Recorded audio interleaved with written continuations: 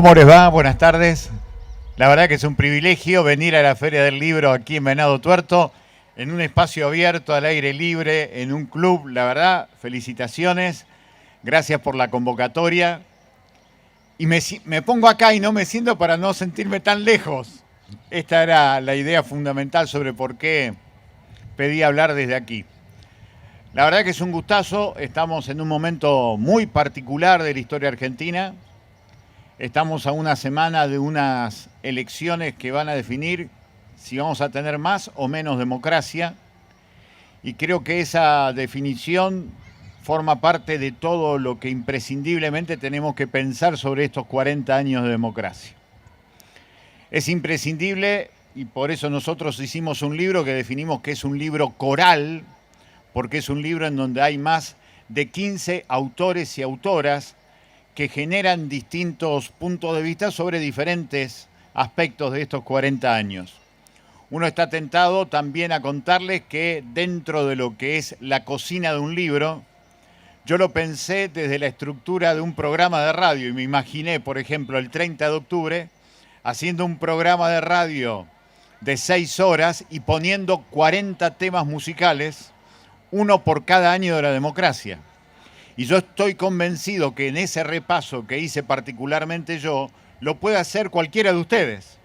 Cada uno de ustedes, cada una de ustedes debe tener un tema musical vinculado a un momento determinado de la democracia.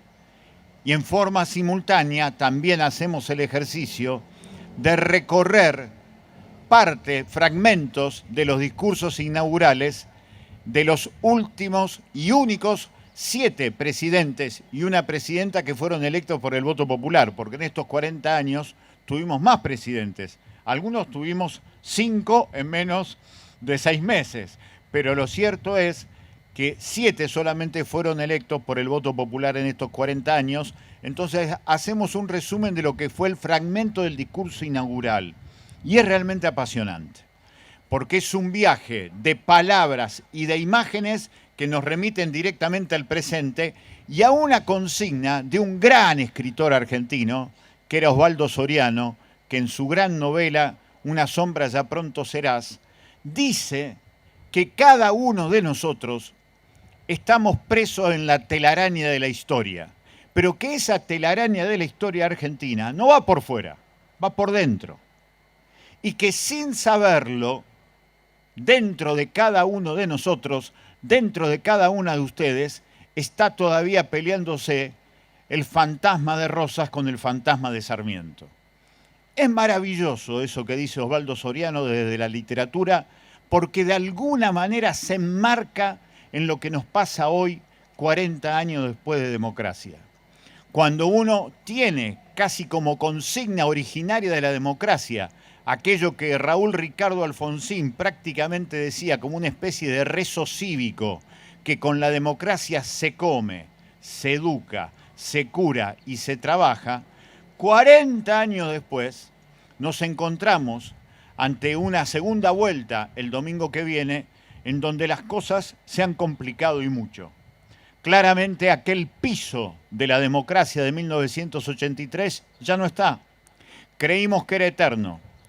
Aquello de la tolerancia, del respeto por la diversidad ideológica, de la inclusión social y crecimiento económico, eso hoy no forma parte de la realidad cotidiana de las grandes mayorías.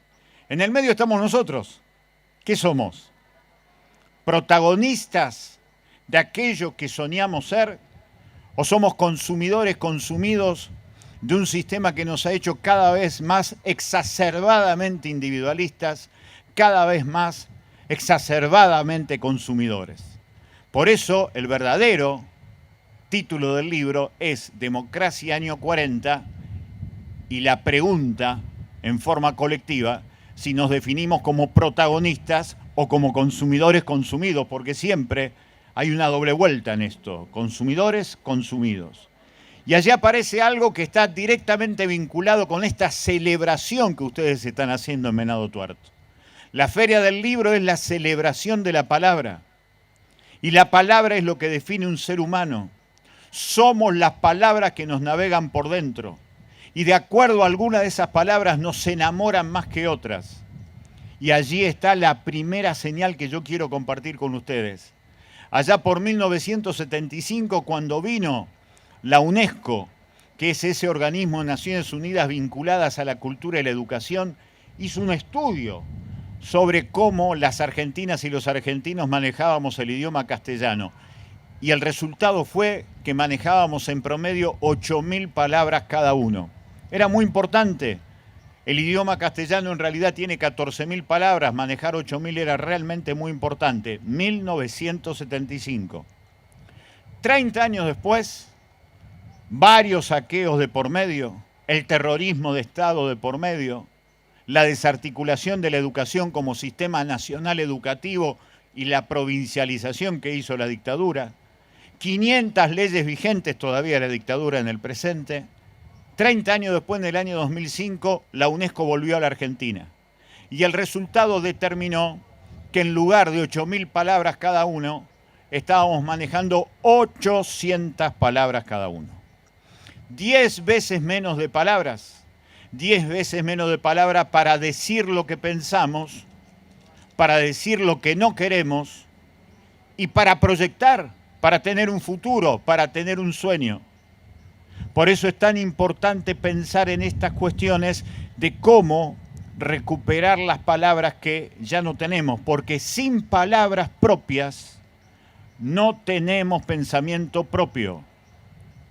Sin palabras propias terminamos repitiendo el pensamiento de otros para hacer lo que a ellos les interesa, no lo que nos interesa a nosotros.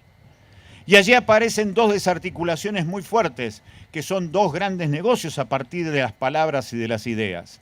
40 años después tenemos algo que dice un filósofo coreano que a mí me gusta seguir mucho, que se llama Byung-Chul Han, que en su libro No Cosas establece algo que a través del celular, que hoy no lo tengo porque me lo hackearon, y en el celular generalmente esa inmensa cantidad de supuesta información que nos llega minuto a minuto, en realidad no es información, es dataísmo.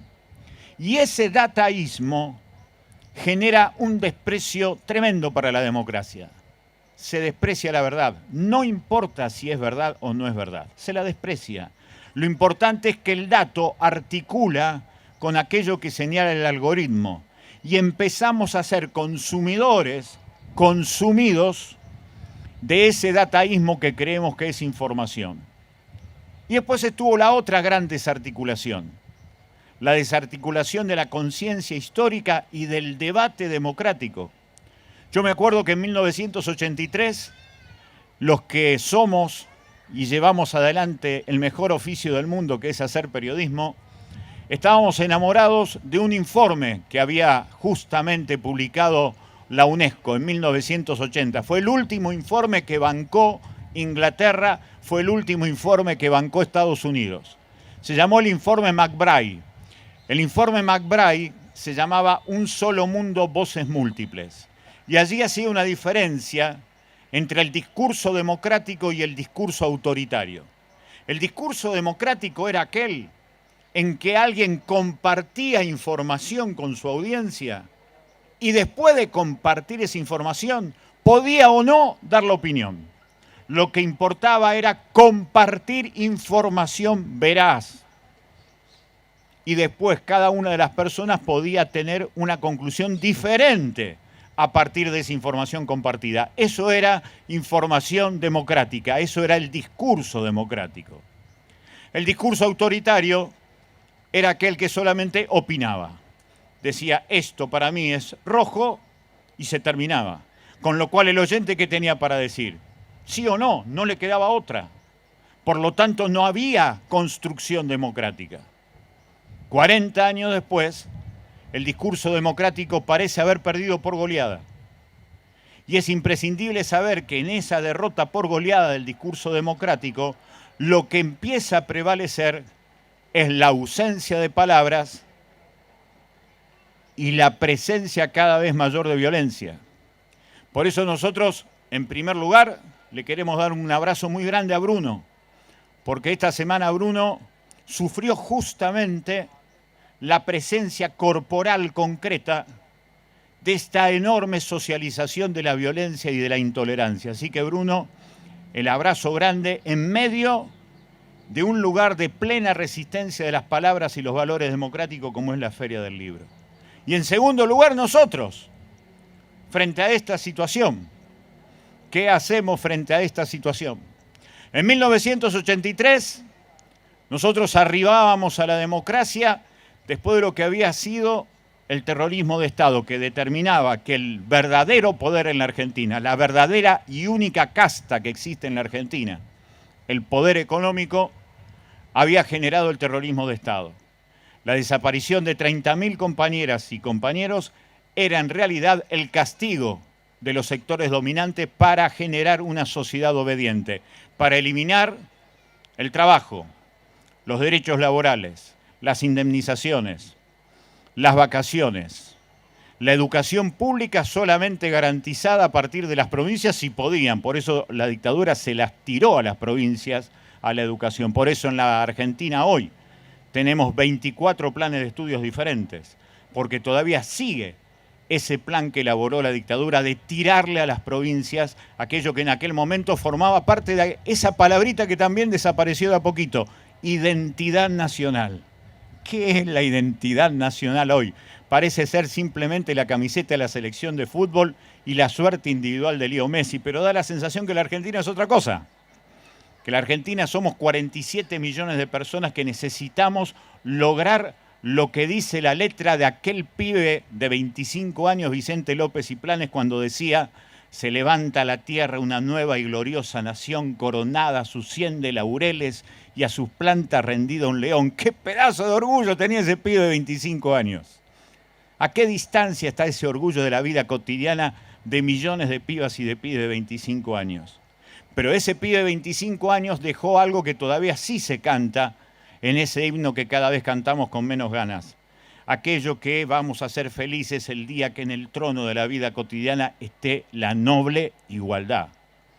Ninguna reina, ningún rey, la noble igualdad. Sueño colectivo inconcluso de la Argentina. Nosotros estamos convencidos, y lo decimos en el libro, que solamente podemos defender aquello que amamos. Solamente se puede defender aquello que se ama. Y no se puede amar si no se conoce.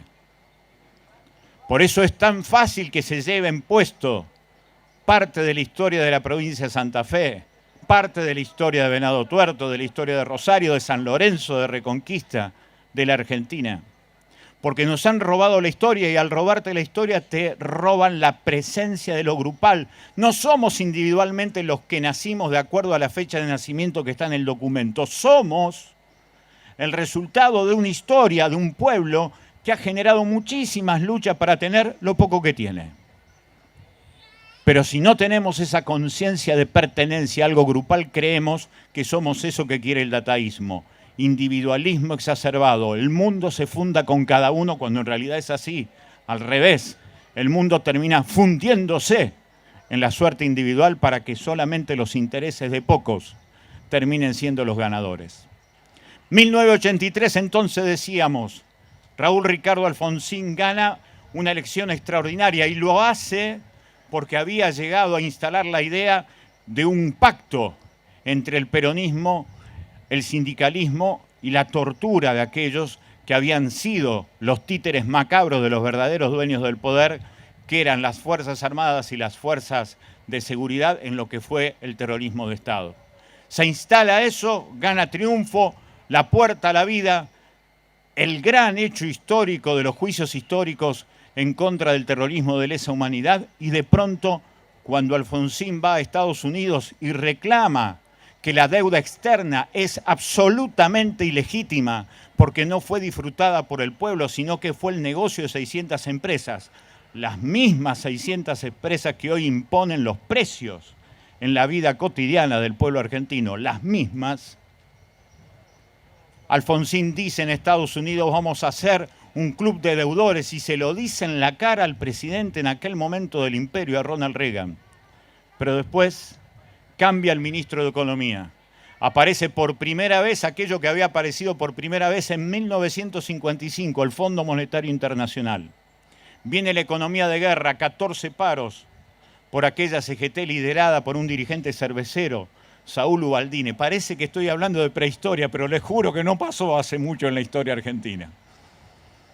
Y eso determina entonces que Alfonsín en 1987 termina enfrentando a distintas rebeldías de sectores militares que no querían ser juzgados por los delitos de lesa humanidad, primero con punto final, después obediencia debida, y después eso se termina cuando Menem, que había anunciado la revolución productiva, el salariazo, la felicidad por los chicos tristes, por los chicos ricos que tienen tristeza, que viene con las patillas y la selva de Facundo a recordar que es el caudillo federal que viene del interior, a terminar con el país unitario que en realidad existe y es el que concentra y extranjeriza riquezas en Buenos Aires. Hace lo mismo que hizo Facundo cuando Rosa lo llamó, y lo primero que hace Facundo cuando llega a ese Buenos Aires de Rosa es afeitarse las patillas y las melenas y se convierte en un gato mimoso de Rosas.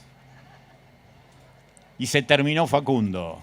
Y se terminó Facundo. Y Menem también se termina. Se termina el nacionalismo, el federalismo, y vamos nada menos que al 1 a 1, a la dolarización. Década del 90, dolarización en la Argentina, 1 a 1. Se triplica la pobreza, se triplica la desocupación. Las empresas paridas por generaciones y generaciones de argentinas y argentinos son rematadas al servicio del poder económico nacional unido al poder transnacional. La felicidad se privatiza, solamente se puede comprar la felicidad aquellos que tienen el dinero para hacerlo. Y llega entonces el momento de barajar y dar de nuevo. Viene el gobierno de Fernando de la Rúa. Dicho sea de paso, ¿cuál es la frase, vayan pensando, que les quedó de Alfonsín? ¿Cuál es la frase que les quedó de Menem? Yo no me olvido de síganme que no los voy a defraudar. Pero después viene de la Rúa. Dicen que soy aburrido. Y decía de la Rúa, nosotros vamos a hacer todo lo contrario a lo que hizo el menemato. Y termina con el ministro de Economía, Domingo Felipe Cavallo, el mismo que el 5 de junio de 1982, como presidente del Banco Central de la República Argentina, cuando había terminado la Guerra de Malvinas, estatiza la deuda de 600 empresas privadas y nos la convierte en la deuda externa. El mismo del 1 a 1 con Menem, el mismo que con De la Rúa, dice que la Argentina tendrá un nuevo plan que va a durar siglos. Diciembre de 2001. Parece que fue hace mucho tiempo, pero diciembre de 2001 hace 22 años que fue. Diciembre de 2001, el helicóptero de la Rúa, 5 presidentes en menos de 3 meses, dolarización asimétrica, y en Tucumán, la provincia del azúcar, la provincia de la dulzura argentina, las chiquitas y los chiquitos que se morían de hambre, mostrado por un joven periodista en aquel momento, Jorge Lanata, que nos mostraba cómo en la Argentina del pan, del trigo, de la soja, de la carne, los chiquitos se morían de hambre en Tucumán. De aquella dulzura, la postal de la dulzura de la provincia de Tucumán, esa amargura existencial por el saqueo, no por la crisis, por el saqueo. Le llaman crisis, pero es saqueo. Saqueo de las riquezas propias al servicio de los intereses privados nacionales e internacionales. 5 presidentes y Duhalde, que dice que va a arreglar todo, pero antes la bonaerense se come la vida de Costecchi y Santillán. Se convoca a elecciones 25 de mayo de 2003 y empieza un ciclo que empieza con un triunfo en esa tercera elección de Menem, por muy poquito de Menem, y Menem que no se presenta a la segunda vuelta, que no se pregunta al balotaje con Néstor Kirchner. Empieza a aparecer la idea de reflotar al Estado y aparecen leyes, ley de educación, ley de financiamiento de educación superior, y empiezan a producirse algunas cuestiones como, por ejemplo, nacionalización de una partecita de YPF. En el 2008, el conflicto de la 125, la grieta. El nacimiento de la grieta. Algunos dicen todos somos el campo y otros ni una maceta tienen. Pero lo cierto es que Del 2008 hasta acá la grieta existe. En el 2015, Mauricio Macri, el presidente del club más popular del fútbol argentino, que le hizo ganar la mayor cantidad de títulos en el fútbol, en la cancha chica del fútbol, en la cancha grande de la realidad, con semejante propaganda, sale presidente de la nación, habiendo gobernado la ciudad autónoma de Buenos Aires. Diría Andrés Rivera, nunca el gobernante debe despreciar la cobardía permanente del pueblo porteño frente a quienes gobiernan. Es impresionante la frase de Andrés Rivera, que se le adjudica a Juan Manuel de Rosas en una novela maravillosa que se llama El Farmer. Macri gana esas elecciones y empezamos de nuevo a ver lo que antes ya no veíamos. Ya no estaba la palabrita de 3 letras, FMI. Vuelve el FMI. Endeudamiento por 100 años y tal vez el caso más emblemático de eso, nosotros lo retratamos hasta el día de hoy, Vicentín. El fugaducto del macrismo, la síntesis del macrismo. Endeudarse en millones de dólares para exportarlos y ponerlo en los bolsillos de los amigos. Entonces viene después Alberto Fernández que dice yo soy nacional y popular y después empezamos a ver con sus obras, entre otras cosas, el recule sobre Vicentín, el nuevo pacto con el Fondo Monetario Internacional, la renegociación del río Paraná, en donde no había tanto de nacional y tanto de popular. Y en el medio de eso, los grandes medios de comunicación y el dataísmo nos ofrecen casi todas las noches en los últimos 5 años un discurso de un señor que se llama Javier Milei. Todas las noches, en los últimos 5 años, presencia como nadie en las casas de cada familia argentina. No necesitaba un local partidario en Venado Tuerto, un local partidario en Rosario, un local partidario en Santa Fe. Si estaba casi toda la noche adentro de tu casa, en tu familia, diciéndote lo que había que hacer. 40 años de democracia en 10 minutos, me merezco un aplauso mínimamente.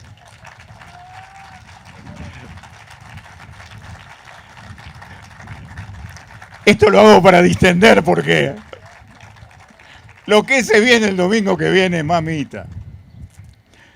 Pero lo cierto es que acá estamos. La gran pregunta, y es lo que hace el libro, haciendo este recorrido, es ¿qué hacemos nosotros? ¿Vamos a ser protagonistas de pelear por lo que queremos soñar, por hacer realidad lo que queremos soñar, o solamente vamos a ser consumidores, consumidos de lo que nos deja hacer el sistema? 2 adelantos. Casi me he convertido en una especie de pitonizo, pero la verdad que le acerté en los 2 casos. En las PASO dije que iba a ganar por goleada Milei. ¿Por qué? Porque desde hace 2 años yo tengo la suerte y el privilegio de recorrer secundarias por toda la provincia de Santa Fe. Y veía claramente que Milei expresaba la bronca, el puñetazo. Todo lo que estaba mal lo expresaba Milei. Entonces en las PASO era claro que se iba a dar el puñetazo. Se dio el puñetazo. Pero ese mismo día también dije, de ahora en más, en la segunda vuelta, seguramente va a ser Sergio Massa el candidato, porque va a aparecer necesariamente la idea del futuro. Y acá hago un paréntesis y discúlpenme estas divagaciones filosóficas.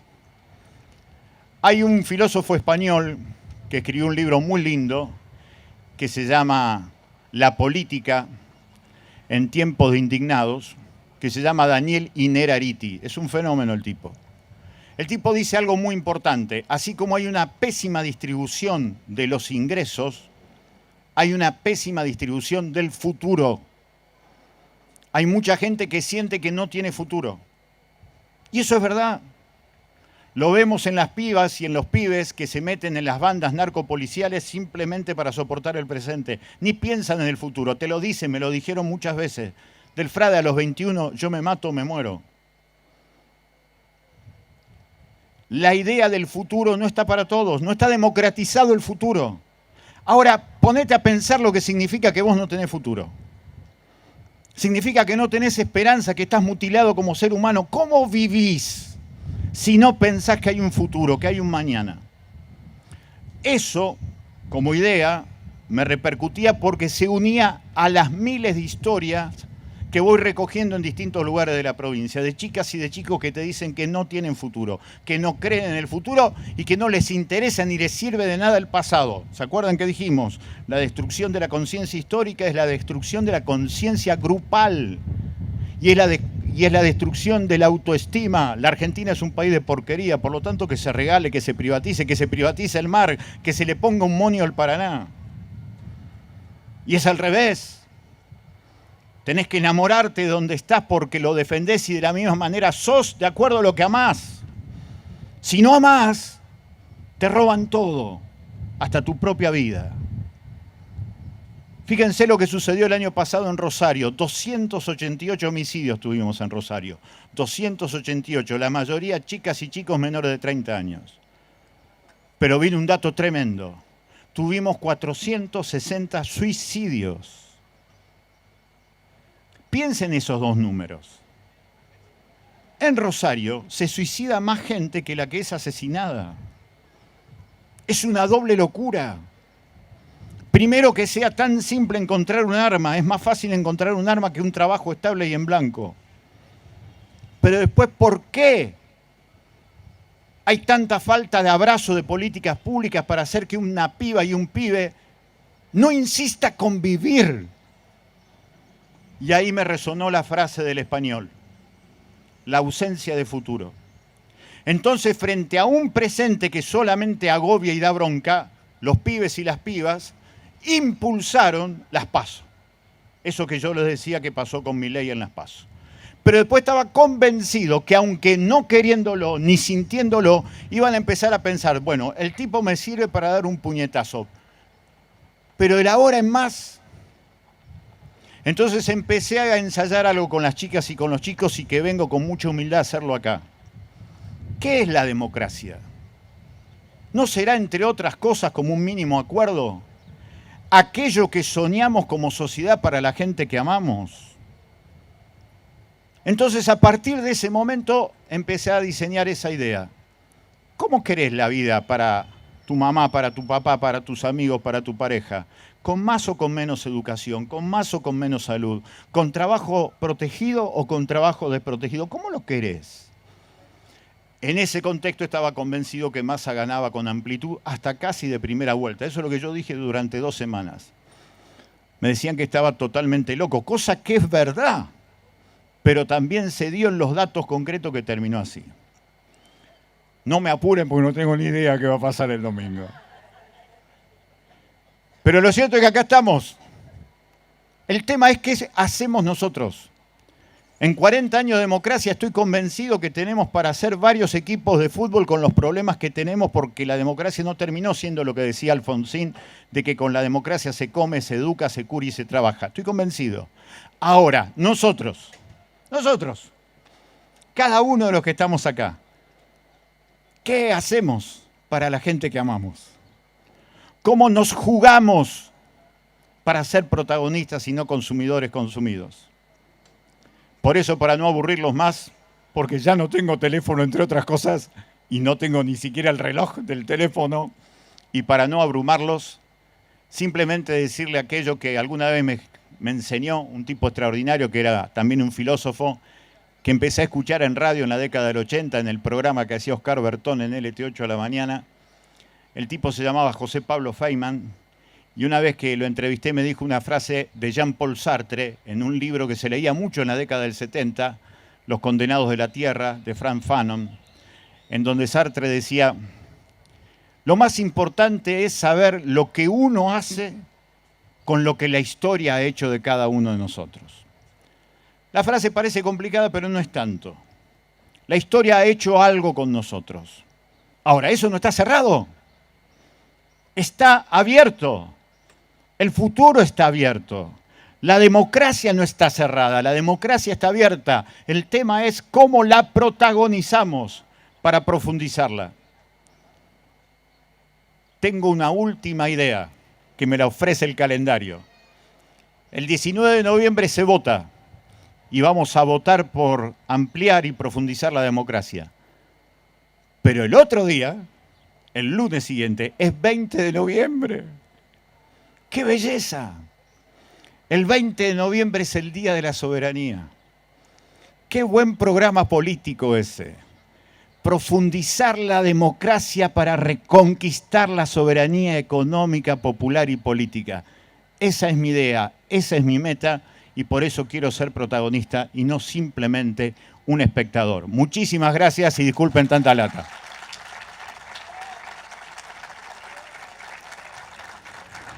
Muchas gracias. No sé cuántos minutos llevamos. ¿Cuánto hay? ¿Qué hacemos? ¿Abren preguntas? Bueno, acá me dicen, mira qué cómodo que está. Suele pasar con los operadores de radio eso. Bueno, que podemos tener unos minutitos, si ustedes quieren, de preguntas, de cuestiones y demás. Yo acá les dejo a los organizadores de la feria 10 libros, los últimos 4 que nos quedaban de Democracia Año 40, y el otro que yo les dejo, que lo quiero mucho, que es un libro sobre la forestal, porque no es solamente la historia de la forestal. Hablo de las nuevas forestales, la explotación del litio, del petróleo no convencional, del gas no convencional, la explotación pesquera, todo eso está, y también del narcotráfico, todo eso está también en esos libros que dejamos. 10 libros se los dejamos a los organizadores de la Feria del Libro. Un vasito de agua, eso sí necesitaría. Dale, Andrés. Vi tu libro, Andrés. Qué lindo ver el libro de un amigo.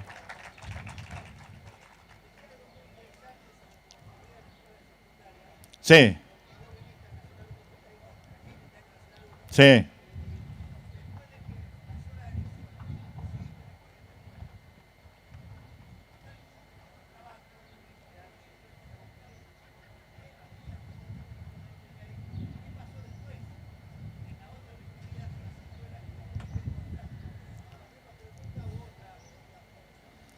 Sí, muy lindo lo que dice Andrés. Exactamente. Una de las que más me marcó fue la experiencia que hicimos acá en el Nacional de Venado Tuerto, cuando Mercedes dice, yo estaba haciendo la secundaria en el 2001, en el Nacional, y las pibas y los pibes lo miraban como diciendo, ¿qué pasó en el 2001?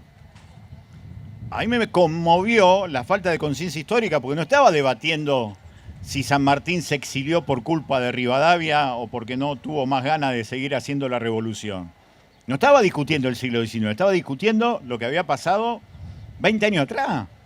Y le decía además ella que había sido estudiante del mismo lugar donde estaban ellas. Y discutiendo por qué seguían usando polleras, por ejemplo. Era muy concreto lo que le decía Mercedes. Y no se sentían vinculadas. Fue muy fuerte eso. Efectivamente hicimos muchas más recorridas y ahora está más abierto el panorama. Incluso se han fundado en distintas escuelas distintos centros de estudiantes. Y los que me llaman son radicales, socialistas, peronistas, liberales, docentes de distintos lugares que lo votaron incluso a Milei. Es muy interesante lo que pasa en las escuelas secundarias, porque hubo un corrimiento. ¿Sabés por qué, Andrés? Porque, insisto, creo que aparece imprescindiblemente, aunque no lo sientan ahora, que tienen que pensar en el futuro, que elegir un presidente es pensar en el futuro. ¿Y cuál es el futuro que se dice a través de la propuesta que te dicen cualquiera de estos dos candidatos? Y eso te cambia, porque por más que vos no quieras pensar, aparece la racionalidad. Estamos en un periodo de retorno de los brujos, en donde vos viste que hay, yo siempre digo en los últimos días, me puse muy obsesivo con una frase, el Mundial de Fútbol no nos hizo bien, no nos hizo bien, porque entre otras cosas se impuso como verdad absoluta elijo creer. No está mal creer, ¿quién puede estar en contra de creer? Pero yo digo en esta instancia, elijamos pensar, un poquito de racionalidad. La racionalidad merece un pensamiento más desarrollado, lo que aparece en las páginas de las distintas redes sociales. Pensar, hay que pensar. Y eso me parece que ha aparecido. Y eso generalmente empieza a modificar las actitudes. Es cuando se empieza a rasgar de lo que está más allá. Y me parece que en esta semana eso va a aparecer. Digo esto de la creencia porque además eso se ve. En Rosario ahora tenemos mujeres sanadoras, curas sanadores, se hacen peregrinaciones masivas para ir a buscar el milagro individual. Y yo entiendo lo que es el sufrimiento de tener a alguien enfermo de cáncer y que vayan a buscar el milagro. Claro que lo entiendo, sería inhumano no entenderlo. Pero eso no tiene nada que ver con el cristianismo. El cristianismo de los años 70 pensaba la salida como construcción del paraíso como un mundo de justicia. Y no había milagro individual, era milagro colectivo. Y era construcción colectiva. Bueno, eso hoy ya ni se dice.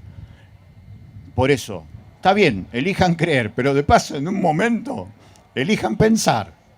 No está mal pensar de vez en cuando.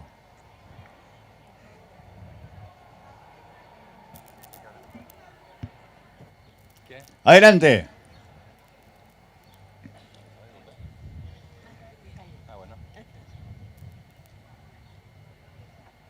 Carlos, buenas tardes, gracias por venir. Un gustazo. Recién dijiste que esta Feria del Libro era una celebración de la palabra. Quería escuchar tus vivencias o lo que sentís en función de todo el arco político que no se manifiesta de la forma que vos lo haces, justamente por este motivo, ¿no? No, ¿qué querés que te diga de la haya dicho tantas veces? Pero lo que sí me queda claro que para mí es una cuestión ética. Lo he hecho también varias veces con el propio intendente de la ciudad de Venado Tuerto cuando fue amenazado, que lo he llamado personalmente para solidarizarme con él. Me pasa con cualquiera en realidad, porque me parece que cuando se ataca a un dirigente público se está atacando a toda la sociedad, estoy convencido de eso, cualquiera sea. Entonces me da mucha pena, me da mucha pena. Entiendo que todo se hace por especulación. Si salgo a bancar a tal, es probable que pierda 100 votos. Me imagino que debe ser así. La verdad que esa es una mezquindad que ha socavado también muchas partes de la democracia.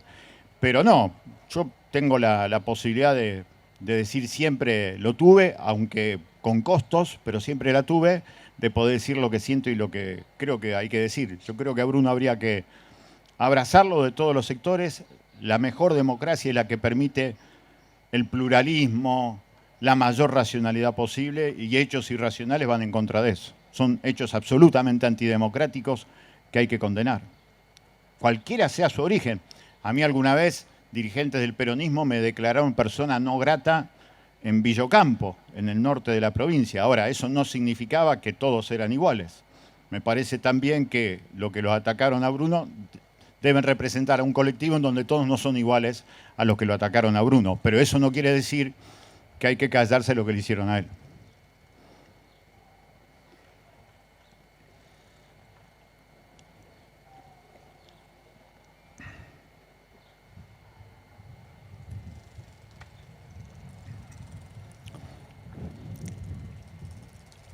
Adelante, adelante. Yo quería que ya levantábamos campamento.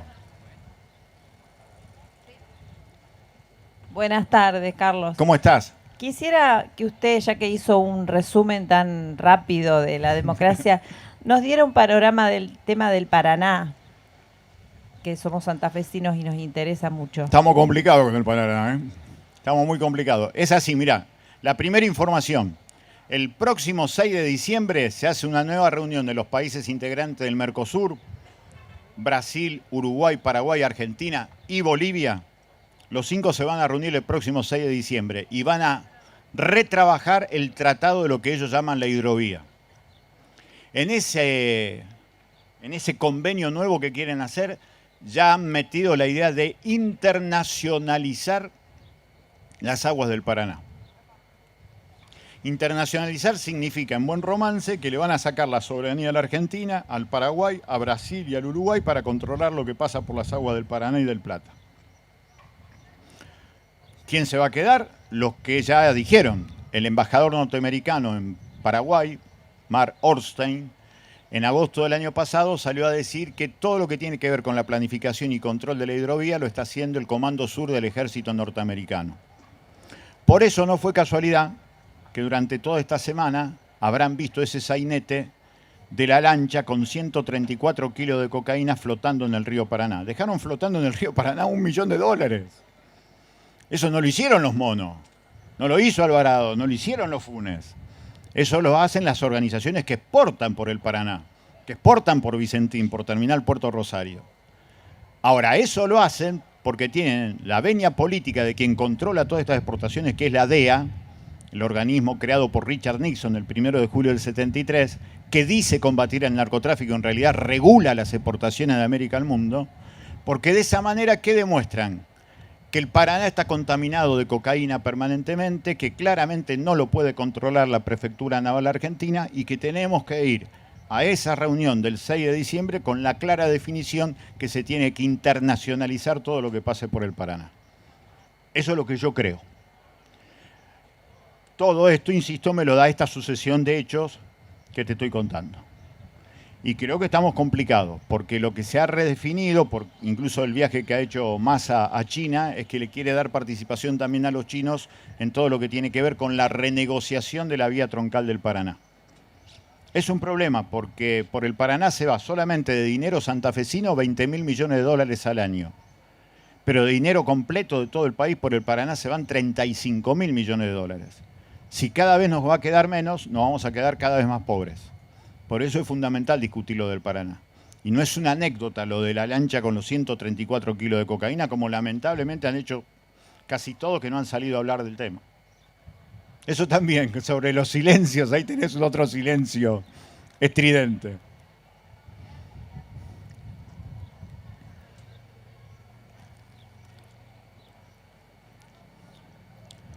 Bueno, pueden ir a disfrutar la Feria del Libro. Desde ya, muchísimas gracias por haber estado. Un gustazo. Si a ustedes les llega un pedido de 93.000 pesos, es lo que sale el libro en realidad. No es que me hackearon solamente. No, el libro yo se lo dejo acá y que la Feria del Libro haga lo que tenga que hacer. La verdad que es un privilegio estar acá en Venado Tuerto, este sábado tan luminoso, encontrarme tanta gente amiga que quiero tanto de hace tantos años. Así que la verdad que es una gran alegría, ha sido un privilegio. Muchísimas gracias realmente por la invitación. Fue muy lindo estar acá y vamos a seguir estando, porque el 20 de noviembre, cualquiera sea el resultado, con esta idea de querer ser protagonista de acá hasta el final, vamos a seguir peleando por democratizar la felicidad, que es lo que hemos dicho tanto en este último año. Muchísimas gracias por todo.